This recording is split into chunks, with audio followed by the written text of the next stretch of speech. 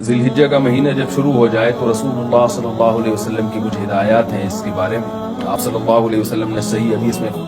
فرمایا کہ ان 10 دنوں میں اللہ کو نیک عمل بہت زیادہ محبوب ہے۔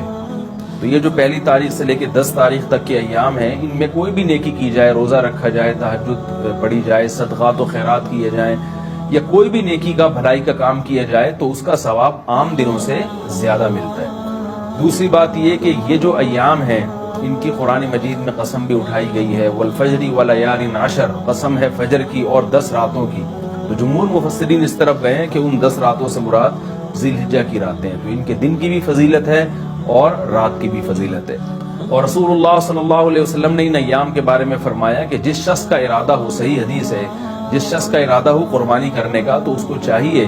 کہ ان دنوں میں اپنے ناخن اور بال نہ کاٹے۔ بہتر ہے، مستحب ہے، کوئی فرض واجب نہیں ہے، لیکن افضل یہ ہے کہ جس نے قربانی کرنی ہو تو وہ پہلی تاریخ سے لے کر جب تک قربانی نہ کر لے وہ اپنے بال اور ناخن نہ کاٹے۔